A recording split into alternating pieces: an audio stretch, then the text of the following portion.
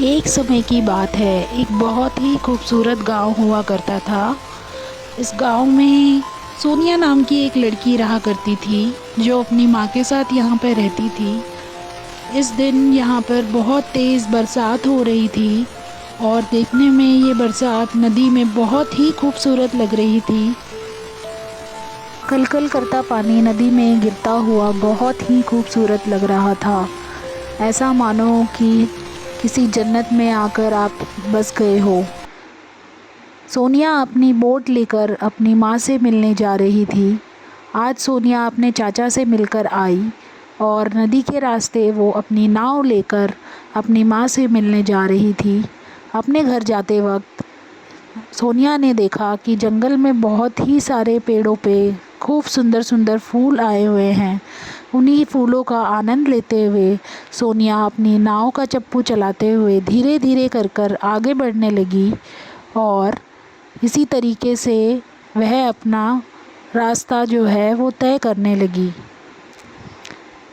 नदी का रास्ता जो था वो बहुत ही खूबसूरत था और गांव के अंदर अभी भी बारिश हो रही थी।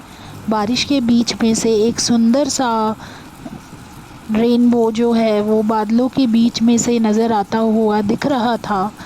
यह इंद्रधनुष बहुत ही सुंदर और अपने रंगों के साथ उभर कर बादलों के बीच में से नज़र आ रहा था और कलकल करती बरसात के बीच में इस सुंदर से दृश्य को देखना बड़ा ही मनमोहक था। सारी फसलें मानो एक नई लहर में घूम रही हों। सोनिया अब अपने माँ के घर के समीप पहुँचने ही लगी थी। नदी से रास्ता उसकी माँ के घर का अब बहुत ही थोड़ा रह गया था। धीरे धीरे करके वो नदी के किनारे पर पहुँची, जहाँ पर वह नदी से बाहर आई नाव से उतरकर अपनी माँ की तरफ चलने लगी।